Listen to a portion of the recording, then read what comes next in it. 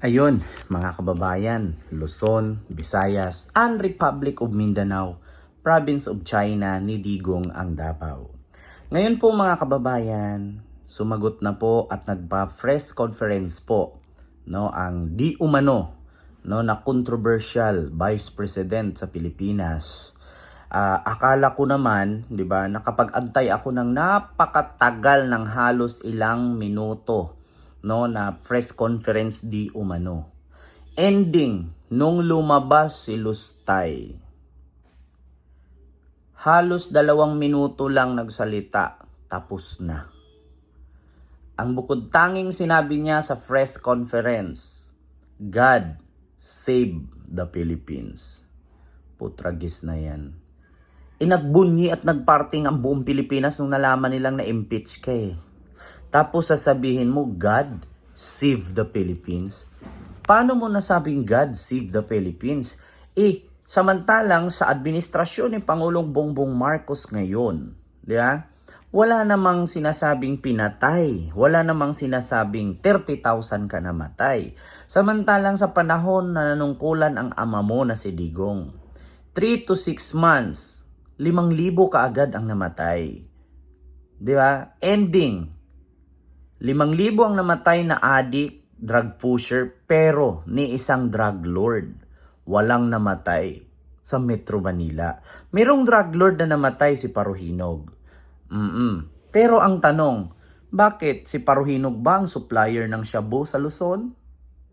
Yun ang malaking tanong. So ito po mga kababayan, papanuorin po natin yung video na kung saan nagsalita di umano si Lustay. Republic of the Philippines, the Honorable Sara Z. Duterte. Hello, good morning. Okay na? Yes, okay, sige. Mga kababayan, Assalamualaikum warahmatullahi wabarakatuh. Madayaw, mayong adlaw, kaninyong tanan. Magandang araw sa inyong lahat. Sa mga nakaraang araw, marami ang humihingi ng reaksyon, komento, o damdamin. Damdamin ko sa issue ng impeachment na naihain laban sa akin. Sa kabila ng aking mga naging pahayag ukol sa planong impeachment sa mga nakaraan na buwan, ang tanging masasabi ko na lamang sa puntong ito ay God save the Philippines. Bukod dito, nais ko na lang ipaabot ang aking taus-pusong pasasalamat sa mga kababayan na patuloy na nagdarasal, sumusuporta, nagtitiwala, at patuloy na nagmamahal sa akin. Manalig kayo dahil sa taong bayan ang tagumpay. Syukran. I know, right? Braille. 3 questions, no follow-up. Okay. Oh. How are you? Ayoko na. I'm okay. You've seen the list of those who signed, ma'am? Oo. Marami doon, mga inaanak, mga kumpare, mga naging suporta sa inyo. What's your reaction? So, yun po mga kababayan.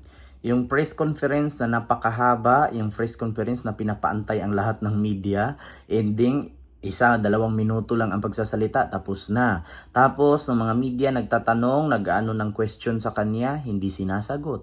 So walang kwentang press conference. Alam mo sa totoo lang, yung lakas na loob na sabihin mong God save the Philippines. Ito lang nga gusto kong iparating sa inyo mga kababayan. Sabi ni Sara Duterte, na ex-vice president, sabi niya, ang kanyang reaksyon patungkol sa impeachment is God save the Philippines. Paano mo nasabi yun? Isamantalang ikaw nga mismo, Ayan, nakita nyo sa screen. Baluarte niya, di ba? Davao, inayawan siya. At entire Mindanao congressmen and congresswomen, 46 ka-congressmen, entire Mindanao, sinuka at pumirma na ipa-impeach siya. Yeah? Kahit mga taga Mindanao na kongresista, maliban doon sa 15 na nasa Davao Region at nasa yung nag-file ng bill na para sa tawag nito, yung bitayin yung mga kurakot na opisyalis sa government na may firing squad, si Ulasco ba yon? Hindi pumirma. Si Migs Nograles hindi rin pumirma. Syempre, para patas, wag ka na lang pumirma. Ipakita mo na lang sa taong bayan na kahit hindi ka man pumirma, 'di ba, matatalo mo pa rin ang kapatid ni Sara.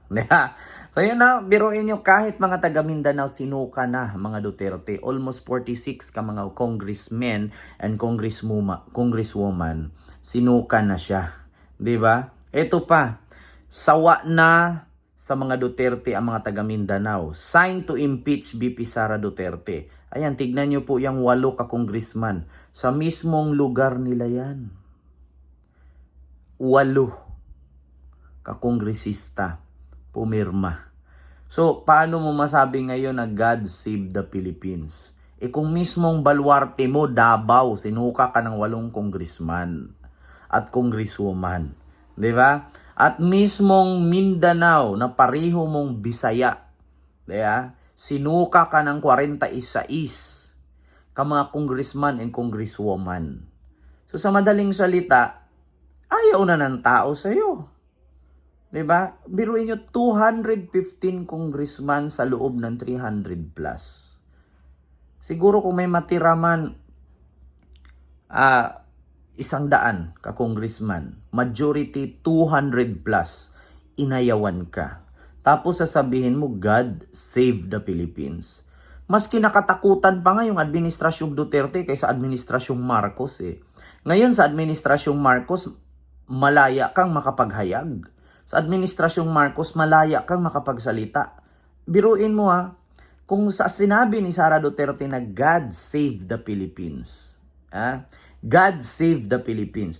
Sa administrasyon ni Marcos, malaya kang bantaan mo ang presidente. Malaya kang mag-hired ng killer. Nung panahon ni Digong, wala kang kalayaan. Ultimo nga mga kabataan, maglakad lang. Mapagkamala ng adik, papatay na. Diba? Tapos ang lakas ng loob mong sabihin na God save the Philippines. My God! Buti pa nga ngayon sa administrasyon ni BBM, malaya kang magbanta sa buhay ni Lisa, ni Martin at ni Bongbong. Samantalang yung sa tatay mo noon, putang inang yan. Diba? Sabagay, nahatulan naman ng guilty for crimes against humanity, so warrant na lang ang iniintay. Diba? Walang kwenta yung press conference niya. Kasi halos lahat ng tanong ng media hindi niya sinasagot. Wala daw siyang time na sagutin. Hindi daw niya sasagutin. So nagpa-press conference ka pa. Diba? Biruin mo, ultimo ang Mindanao. Sinuka ka na. Ultimo ang Visayas, lalo na ang Bohol, ang Cebu. Halos lahat ng kongresista pumirma na i-impeach si Sara. Diba? So yun lang, mga kababayan, yung aking reaksyon ngayon. Press conference na walang kwenta. Halos buong Mindanao sinuka na siya. So yun lang. Maraming salamat and see you next vlog. God first. Thank you.